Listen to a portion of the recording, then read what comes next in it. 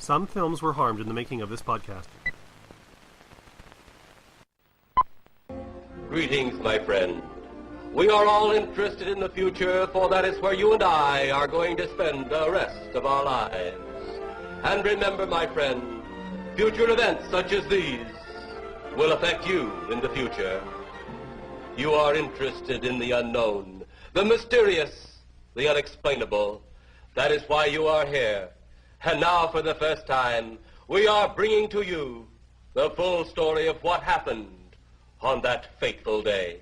We are giving you all the evidence based only on the secret testimony of the miserable souls who survived this terrifying ordeal.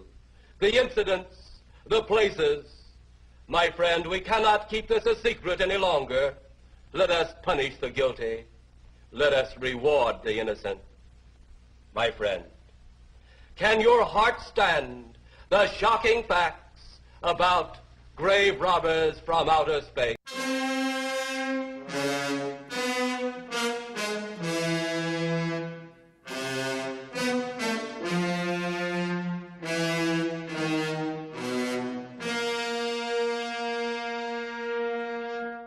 From Edmonton, Alberta, Canada, and not quite the palatial FYC studio, you're listening to For Your Consideration, the podcast featuring roundtable discussion reevaluating the cinematic canon of past masterpieces and modern classics. I'm your host, Dustin and And I'm Mike Josic. And a hearty hello to everybody who's catching the show on YouTube, iHeartRadio, Stitcher, and all good podcast providers. And if you're catching the show off of iTunes, streaming or download, we'd really appreciate it if while you're there, you rated and review the show. It does a lot of good and helps us get the show into the eyes and ears of potential listeners. And if you want to support the show in a financial way without having to pay money, you could always go to audibletrial.com/FYC show, sign up for a free month trial, and keep whatever ebook you decide to get out of that, regardless of whether or not you actually stick with it. If you're a long-time listener of the show, welcome back. If you're a first-time listener, be warned, spoilers ahead. So this week on the show, as you guys may have noticed, the audio quality is slightly different from our norm. The FYC hosting team has been split asunder. Rent asunder? Torn asunder? We will blame my work for shipping me off to parts unknown, way up in the Great White North. Quite literally the Great White North. How's that for Canadian content? Just for my own perfectionist sort of needs, I just have to qualify that Dustin is recording remotely from the northern wastelands of Canada. Ouch. And I'm back here in our regular sort of recording digs. But I kind of think it fits because the low-budget sort of feel that I think this is going to put across, which is sort of in line with the film that we're doing this week, which is Ed Nine's... Ed Nine's Plan Wood from Outer Space, which is the porn parody. Yes, it is. Which is Ed Wood Jr.'s sci-fi turkey classic, Plan 9 from Outer Space. AKA the film which makes you wonder, what in the heck were the other 8 plans that failed? I want to know, because if this was Plan 9, either they were just down in the dregs at this point, or... They could have had, like, a number of different plans for different... It might not have just been plans for, like, taking over the Earth or whatever. It could have been plans for, like, irrigating the moons of Iago or something. And this was just Plan 9. Well, one thing that can definitely be said about Plan 9 is that, like most plans I see at work, the budget got cut. And that's not even a dig at the actual quality of the film. That is a thing that happens in the film itself. But just before we get to talking about this movie, some of you may or may not know, if you've listened to some of the previous episodes we've put out, we had a contest that was running, and this was a contest that was celebrating the release of our 100th episode, which I believe was The Private Life of Sherlock Holmes a few weeks ago, and we didn't get any response initially, and then we extended it, and then we did get a response. So the contest, we're going to announce the winner of our FYC 100 contest. Winner by default! Pretty much winner by default. Early bird gets the worm. Also, the only bird gets the worm. That's right. This is why you show up. This is the lesson to be learned. I've heard of people getting thousands of dollars worth of scholarships because they were one of 2 people that entered. So, Dustin, do you want to name our lucky grand prize winner? Congratulations to Justin Peterson, who already knew that he won, given what we've just said about the only person entering. But everybody else didn't know. But if you give us a message on Facebook or shoot us an email, we can figure out what film you would like a copy of, as well as which one you would like a review of. And also what format of optical media he would like that film in. Well, Laserdisc, obviously. And this is actually like the second episode that Justin gets a shout out, I believe, because he was one of the commenters on the YouTube channel that we talked about in our Lovely Bones All-Star Superman episode last Thursday. I appreciate somebody who will tell us that he thinks we're wrong. 100%. I agree. So congratulations, Justin. Like Dustin said, contact us through Facebook or through Gmail, where we are fycshowmail@gmail.com, and we'll get the wheels of the machine moving.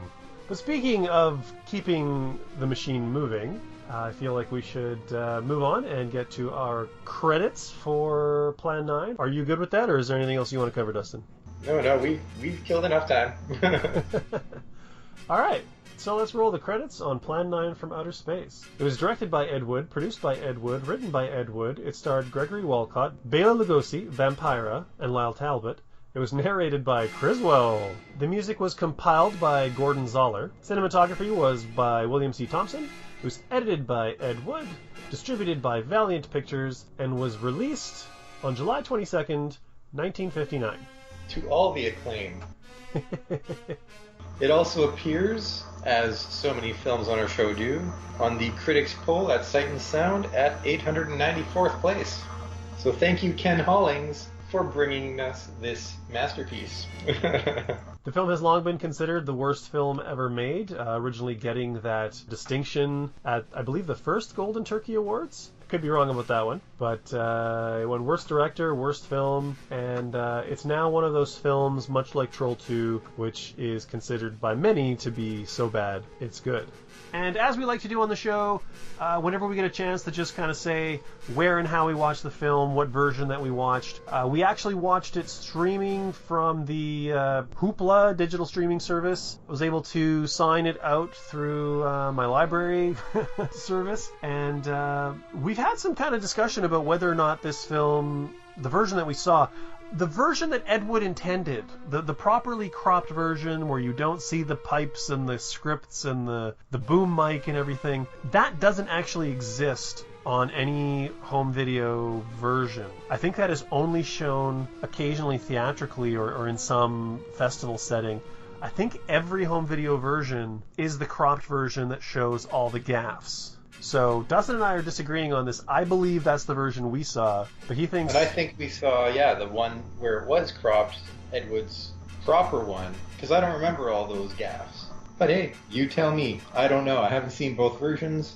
Exactly. And the research I've done has said that, like I said, it's not... The proper version is not available, because I was hoping to see the version that would have originally been exhibited, but there you go. So I do know the movie is available on optical media. It is out there on DVD. I'm not sure if it's on Blu-ray. Many different versions, but that's where we got it from. So, all right. So Dustin, this was the first time for both of us seeing Plan 9 from Outer Space, and this was your pick. How did you feel about it? What was your reaction to the movie? I honestly wasn't too sure what to expect from the film, other than the whole it's so bad it's good thing. And so that's sort of what I'm looking for this time going in when it comes to museum piece or masterpiece. Is it a masterpiece of films that are so bad they're good? Is it on the level of Troll 2? This is the second film we've done in this category. I'm not going to count Hitman because that one's just a general bad film, and I didn't expect it to be bad enough to qualify. But this film actually surprised me by really trying hard to sort of have a message about our warlike tendencies and how we've got to sort of calm down. That was sort of presented to us from the aliens, and that was part of their plan, that they've got to save the universe from us. They have this technology that could blow up the entire universe, and they say that eventually we're going to discover it. When we do, we're just going to kill everyone, so they better just kill us first before that happens. And they do so in basically the dumbest possible way, Which is just a staple of how these movies always go, right? The plan somehow involves bringing the dead back to life, teaching them Star Trek karate chop moves, which apparently is just the innate form of fighting for these zombies, and killing us all, I guess. They start with just 3 zombies and 1 ship with 2 pilots on it. Well, actually, they started with 3 ships, but as I said earlier in the show, budget cuts. They're like, oh, the universe will be destroyed, whatever. We don't have money for this. Just, you guys go out. You do it. At one point when I think it's when they go back to regenerate the ship after the first big set piece of the film, and then the ultimate overlord tells them, the other 2 ships were called away. You're going back alone. I'm not even too sure why they just sat there getting shot at for a while. At first I thought, oh, their technology's so high, we're just shooting missiles at them and nothing's happening. But then they go back to regenerate, and I'm thinking, then why didn't you just move or do something? Literally anything. Why are you just sitting there taking damage that you're going to have to repair? You just blew your budget. Literally.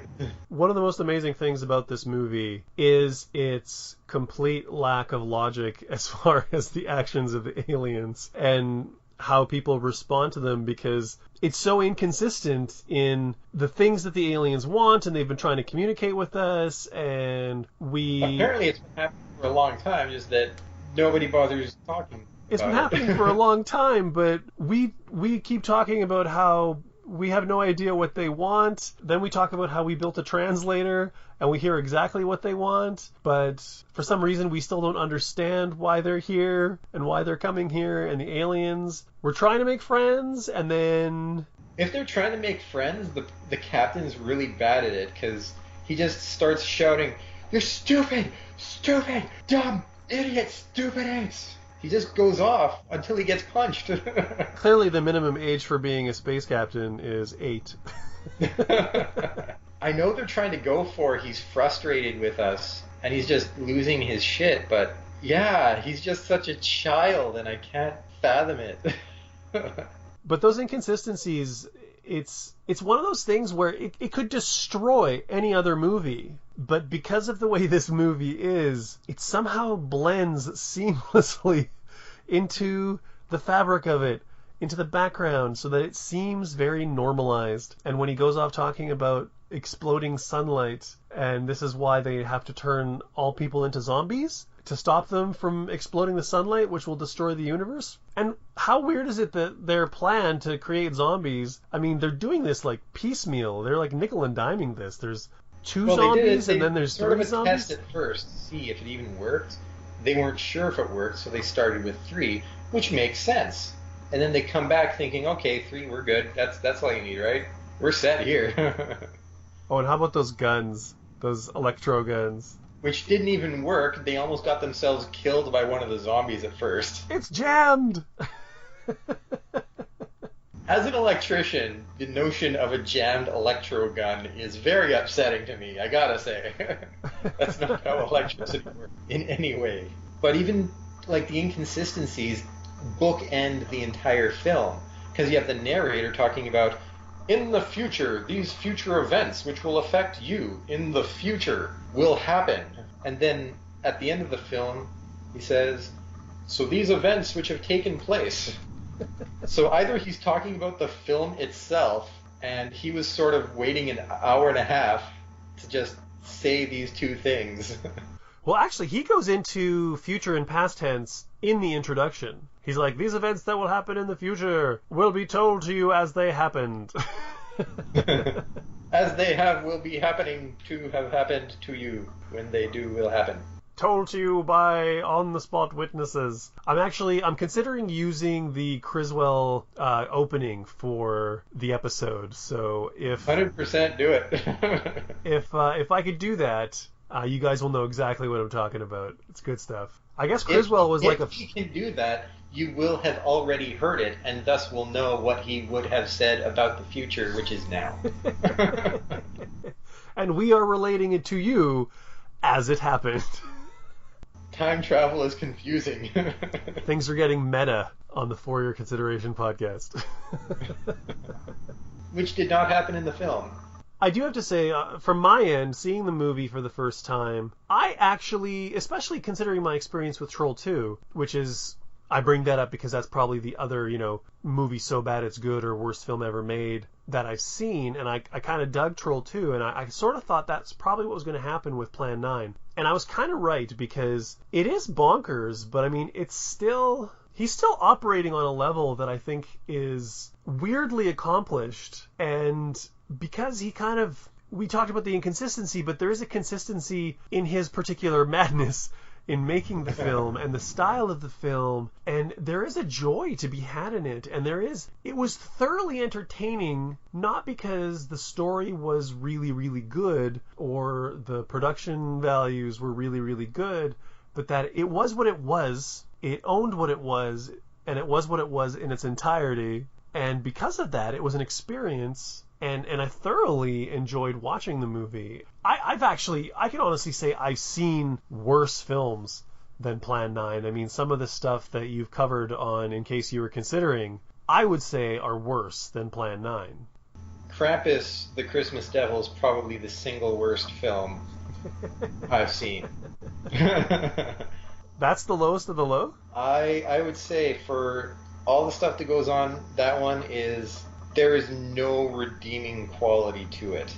Even August Underground by the third one has some sort of redeeming quality. Even The Bell Witch Haunting has some half-decent special effects. There is nothing in Krampus that is worth it. That's a bold statement. But after editing and putting that episode together, I can't argue.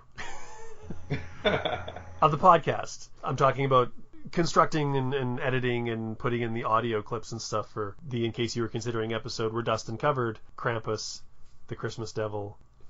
Anyways. We're just rambling now. We are. Probably going to cut that. Cut it out. The thing, though, that I could honestly see with this film is it had a purpose. It had a mission statement, and somebody could write a good film based off of Plan 9.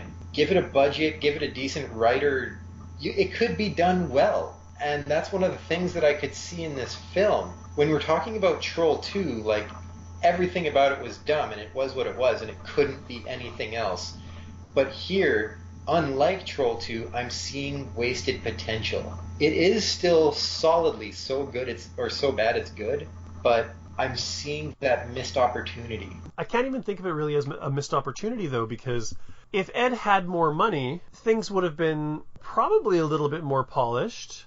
I mean, the ingenuity that the filmmakers had to show while making that movie, I feel was in a lot of ways budgetary. I mean, Ed Wood himself had a kind of a crazy way of making movies, and his personal vision was a little kooky for, bringing these things to life. And he was someone who generally, didn't do 20 shots or 20 takes of a scene, but the expediency, I think, came out of that lack of funds. I mean, I'm sure it still would be crazy if he had $1 million budget. It might even be crazier. But you talk about the skill that he had in some ways, but then you also, during the film, were talking about the scene where Bela Lugosi dies because they wanted to show off their weapons, which is ridiculous because they weren't going to use those weapons. What are the point of the undead if you're just going to kill them in front of them? Anywho, the way they have the police officer walk off screen and it just completely messes with your perception of where everyone is, that's a lack of skill right there. That has nothing to do with money. That has to do with the way you're framing the scenes. And that's not something that you'd see in Troll 2. In Troll 2, you knew what was going on. Yeah, there was low budget, but everything from one scene to the next made internal logic sense, and you were never sort of confused with it. So that's where he had more skill. The popcorn made sense. It made sense in context to the scene, which was stupid, and stupid is fine. That is perfectly fine. But there's a difference between stupid and bad.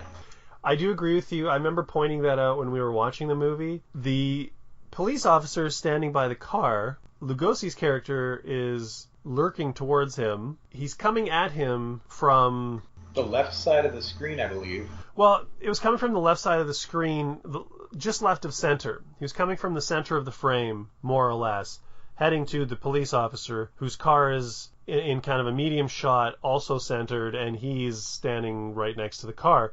And then the camera cuts to all of the people that are sitting on the porch watching this scene unfold, and because of the way it's staged or framed or blocked, or the lack of staging, framing, or blocking, you have Lugosi's character essentially coming from the direction of the porch, heading towards the police officer, where then the people are watching him moving towards the police officer, and then he's attacking the police officer.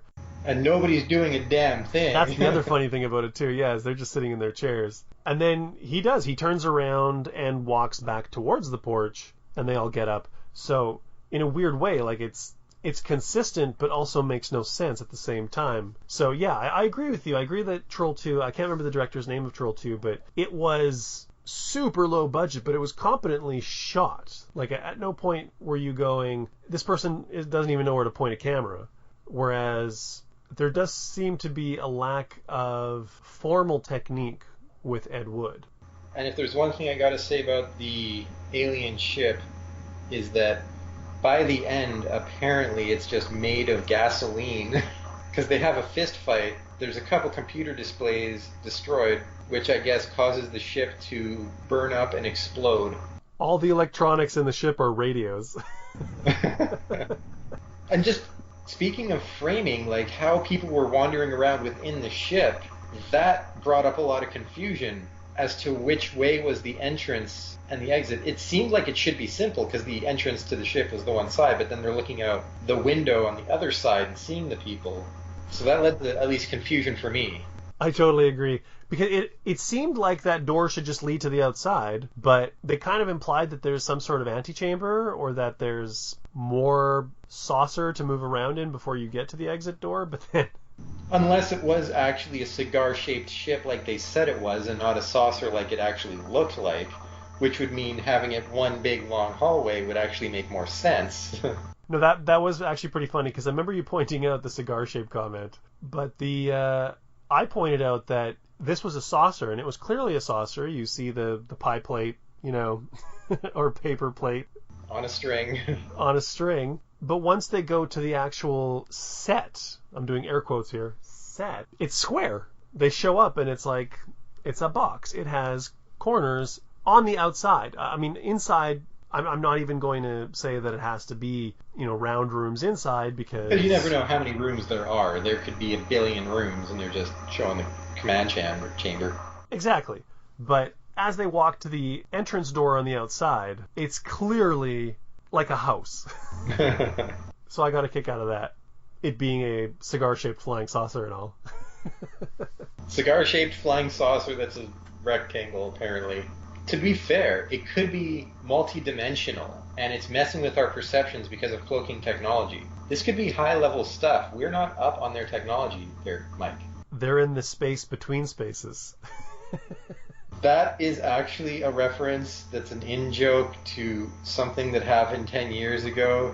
I hope Kat watches this episode so she can get angry at you for something somebody else did.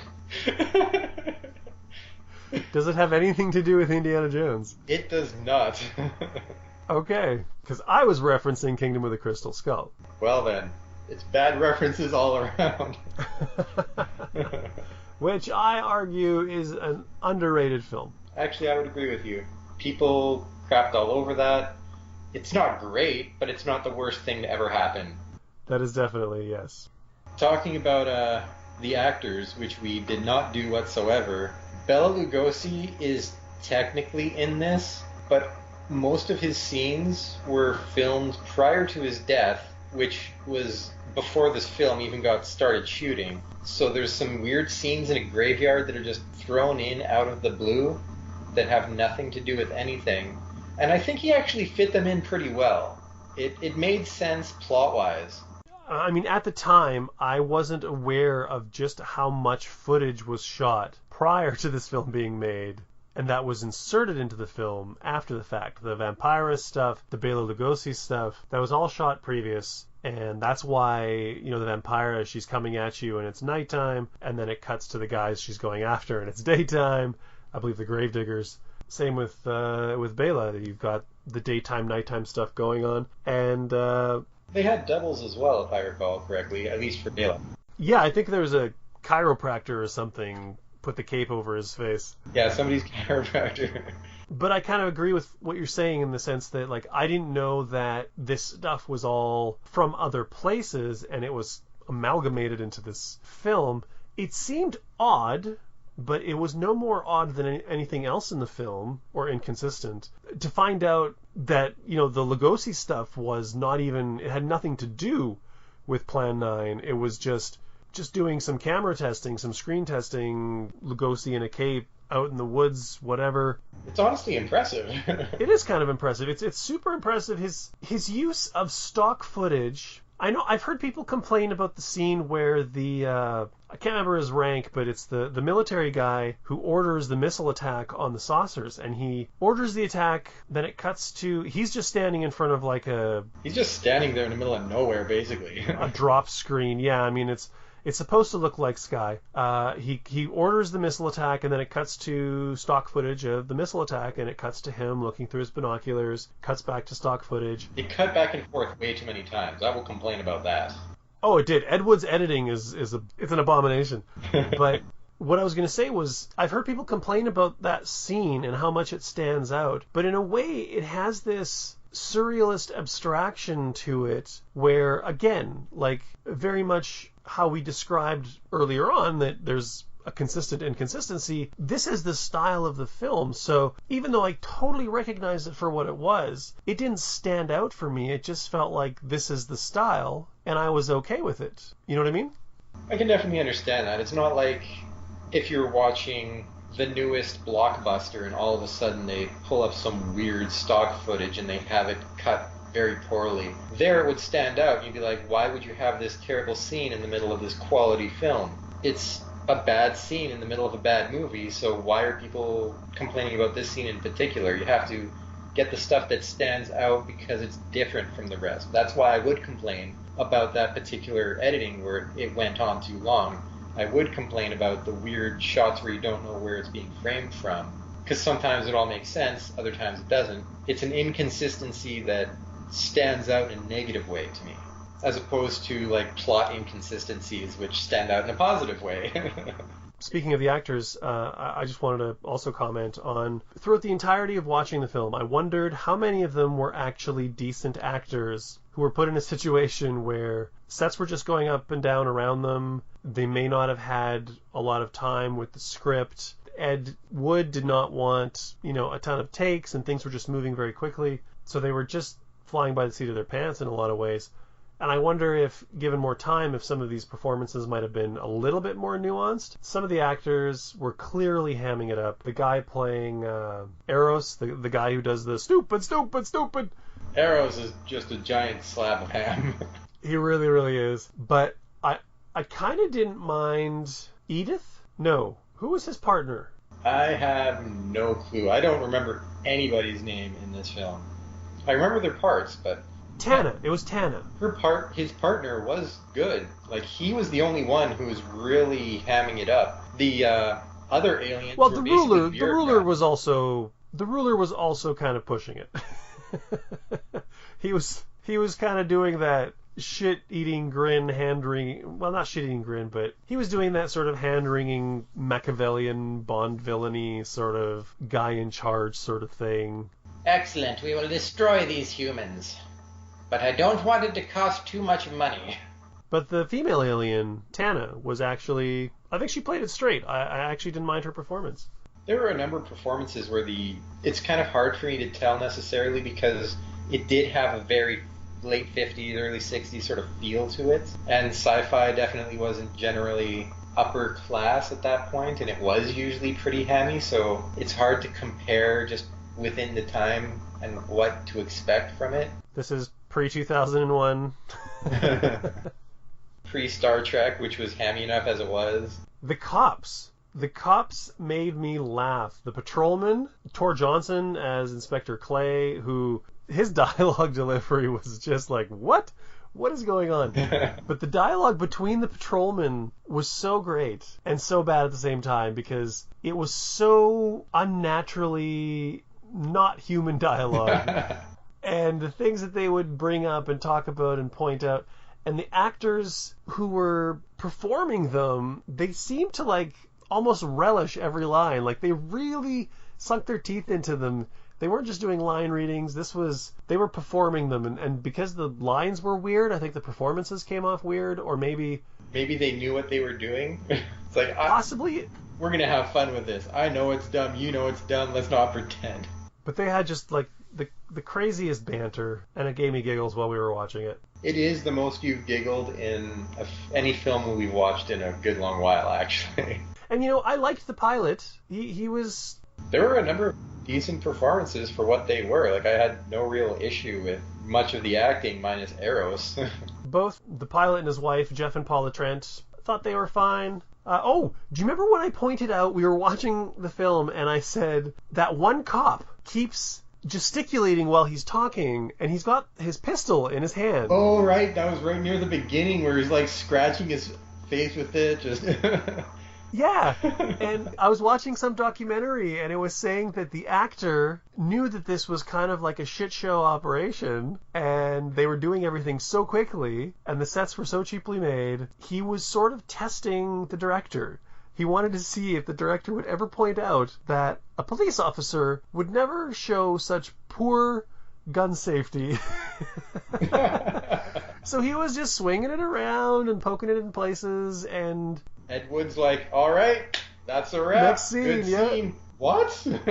But all right, I give up. But again, that sort of fits in with the whole fabric of the movie because it exists, but it shouldn't, and it's wrong, but it fits. Because this whole movie is just upside down bananas crazy. It feels like it was put together by a high school drama club. And the AV club. It's exactly the kind of movie that the Asylum tries to make time and time again. But the problem there is that, like, this movie, and we, again, I'm going to bring up Troll 2 again, because Troll 2 we did as a joke, and then it ended up we actually genuinely kind of discussed it and analyzed it, and you wanted to vote it as a masterpiece, because it had heart. I stand by it. Oh, it totally had because heart. It had heart, and the filmmakers who were making it were, like, they really believed in what they were doing, and Ed Wood, like, 1,050% was invested in this and believed in it and was making his vision to the best of his ability come true, and he didn't falter, and he didn't shirk from any obstacles. He made it happen, and I think with a lot of the Asylum stuff, it's... With every single Asylum movie, you can feel just how it's a big cash-in on the notion that if we make something bad, people will love it. It's the most capitalist and heartless film company I've ever seen in my life. It's like when a corporation takes something that has caught the interest and passion of the youth culture and repackage it and send it out for consumption, and you can tell that it lacks, it's a disingenuous thing. 100%, and that's, I actually want to do it in case you're considering on the Asylum itself and offer an alternative, which is Trauma Pictures, but I will get into that at that point. Oh, Trauma's another great example. So is Roger Corman. Although I think Corman walks the line. I think he's kind of 50-50 there because a lot of that was driven by commerce. But, the people who worked for Corman, these were, like, real people that had a passion for filmmaking, and this was kind of how they came in, like... They believed in that Fantastic Four film when they were making it. They just didn't have the budget, and they didn't know it was meant to never be released. So yeah, those are some really good examples of people and companies that made movies that are so bad that they're good. And the reason why they have that following, the reason why they have that love, is because they were made with love. They weren't made as a product, as a cheap cash-in, just to be consumed. Yeah, like this, it was made with love with the intention of it being loved, and hopefully it made some money so that they could do another one. And that's exactly what Ed Wood was trying to do, because he was just trying to continue making movies, which is something that he loved doing. And you get that feeling from Trauma. You get that feeling from low-budget directors like John Carpenter in his early days. And you don't get that from the Asylum. It feels, like you said, like business executives are sitting there like, what's the hottest thing these days? Let's make a Pog movie. They liked Pogs in the day. Nostalgia's coming back, right? People like the 90s. Let's do it. But far be it from us to turn our Plan 9 episode into an asylum bashing episode. So with that, let's bring the discussion to a close. Unless you have anything you want to add? I do not. All right. Let's cut it off there and head into the judgment phase of the program. Even now, your scientists are working on a way to harness the sun's rays. The rays of sunlight are minute particles. Is it so far from your imagination they cannot do as I have suggested? Why, a particle of sunlight can't even be seen or measured. Can you see or measure an atom? Yet you can explode one. A ray of sunlight is made up of many atoms. So what if we do develop this selenite bomb? We'd be even a stronger nation than now. Stronger. You see? You see? You're stupid minds. Stupid! Stupid! That's all I'm taking from you. Get back here, you fool! Let him finish. So Dustin, traditionally you go first with your final analysis of the film. Do you think Plan 9 from Outer Space is a masterpiece or a museum piece?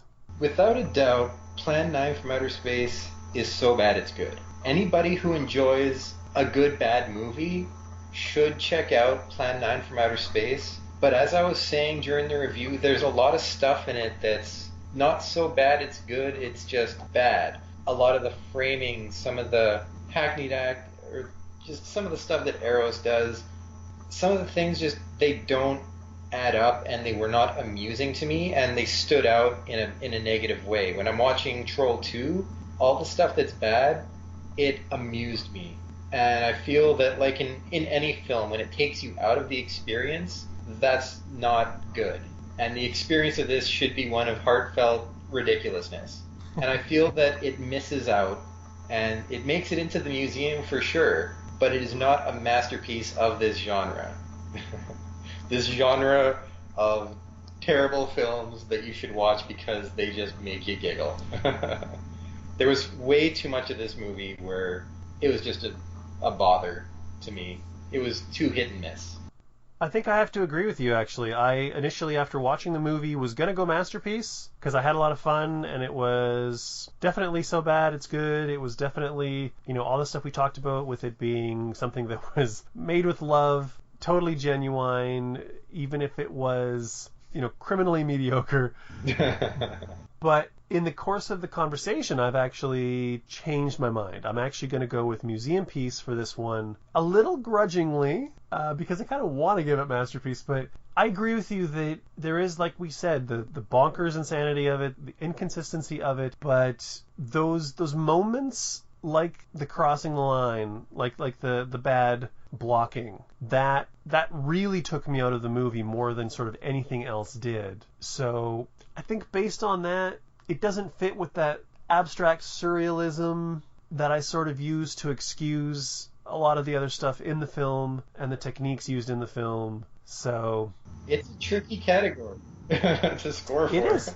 It really, really is. So yeah, I am gonna have to go with a museum piece. So I will say, however, that I would love to see a sincere attempt at a remake. Not one that's meant to capitalize on its being a bad film. One that would actually take the idea and the plot of the film and try to make it good, to try to make it a legitimate film, because I think that it could. I want to see someone make that effort. So are you discounting the Plan 9 film that came out a couple years ago? I'm assuming that one was an attempt to remake the stupidity of the film. I haven't seen it. I don't know. I think it's mostly played as a serious horror film, and they bring in kind of more zombies. I mean, they basically turn it into a sci-fi horror zombie movie, which I think is what Ed Wood sort of originally intended. I want to see something that turns more into a sci-fi along the lines of The Day the Earth Stood Still, where it's like, you guys have an opportunity to be better than what you are. Because I knew that was where you're going to go with this. I feel that was the message of the film that he sort of had. It was. And I feel there's something there, that you can do something with it, and that he did not. And as I said, a missed opportunity. One of those things that pushed it into museum for me. I agree. It did have moments where it was very clearly on the soapbox doing what sci-fi often did, talking about things like the Red Scare or totalitarianism or, the environment or whatever, radiation. But it never quite took it by the horns. Yeah. Eros just slapped you in the face with it every now and then with big fists of ham. Ultimately, it was just stupid, stupid, stupid, stupid. All right, so that's 2 votes for Museum Piece on Plan 9 from Outer Space. That belongs in a museum. Let us know what you guys thought of it. Hit us up on Facebook or Twitter or Instagram, either at FYC Show or search For Your Consideration. We should come up on any of those searches. And you can also check out our blog, fycshow.wordpress.com. And we've got a Patreon campaign account site where basically we're asking you for money. If you want to support the show, take that extra step, do so financially, hit the Patreon page. It's patreon.com/FYC show. There's reward levels anywhere from $1 to $20, and basically you send us some cash and we send you some kind of extra bonus content, and it helps keep the lights on, and it helps us develop more content for you guys, and could potentially prevent some of the hiccups that occasionally happen in the production of the show. And if you want to support the show non-financially, there's always audibletrial.com/FYC show. There might be no audiobook for anything related to this film, but there's probably bound to be something in there that's so bad it's good. We would probably be better promo guys if we actually went to audible.com and searched out content to recommend. We mention stuff half the time when there is an actual book. We go the lazy route. It's still a fairly new sponsor, though. We're not used to this. This is kind of a new thing, so we'll try to do better. It's difficult pouring ourselves out. We're not used to it. And for Justin Peterson, give us a shout and we will see about getting you that stuff. Thank you for entering the contest. Yeah, thanks. It's nice to know somebody was listening. And speaking of listening, be sure to check out the show next week, where it's my pick, and we're going to be covering a 2008 independent film called Frozen River. Which I know very little about. Which is a film directed and written by Courtney Hunt. We've long on this show been pro-feminist, pro-Me Too, pro-LGBTQ. It occurred to me that with the exception of City of God, which I think was our 3rd episode, like 2.5 years ago, we haven't actually covered a film that was directed by a woman. And by God, I think it's time. Well, wasn't one of the Halloween movie, one of the horror Halloween things also? I don't think so. I'd have to go back and look at the list of movies that we had for the Halloween months, but I think one of the remakes. I kind of feel like no. When we're no longer recording, I will definitely go check though. Anyways, Frozen River, it was a bit of a critical darling in 2008.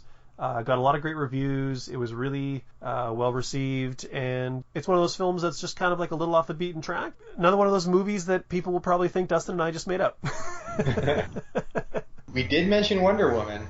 Oh, we did mention Wonder Woman. I mean, we haven't covered any movie that's on like the Sight and Sound or one of the greatest films of all time. We have discussed movies on the show that have been directed by women, but nothing off the list.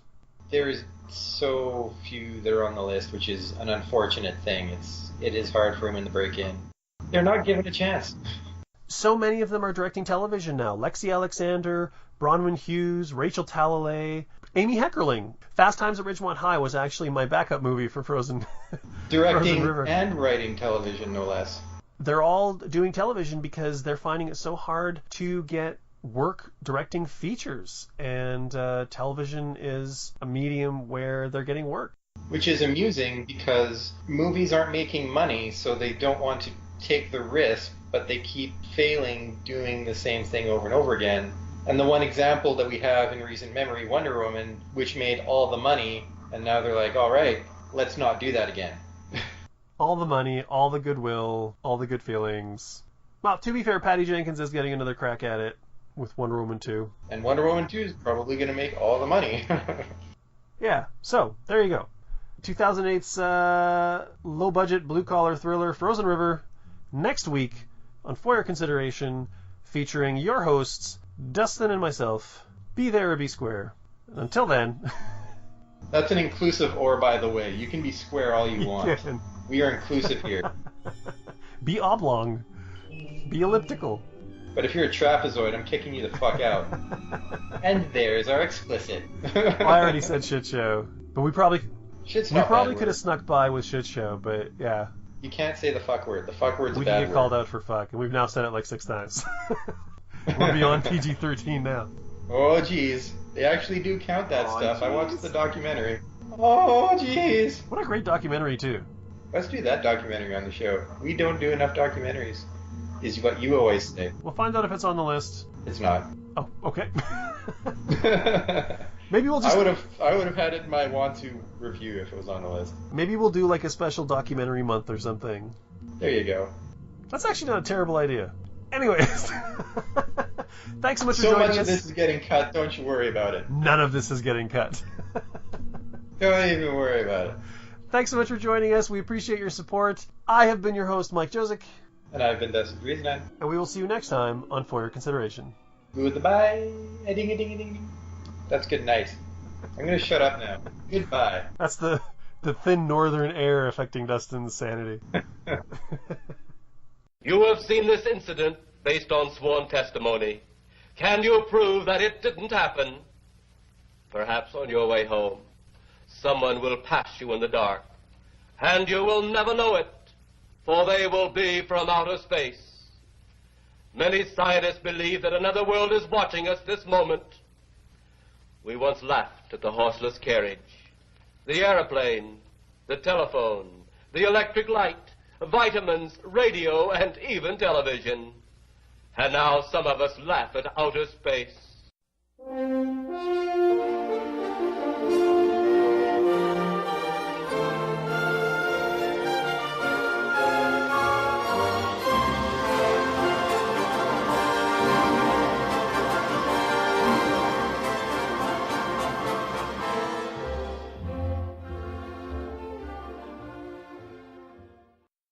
Oh man, you know what I forgot to say? From Edmonton, Alberta, Canada, and the palatial FYC studio. Well, we're not from, this time, in the palatial studio. From Edmonton, You're not even in the living room. I can see right now, you're on the video. Don't you lie.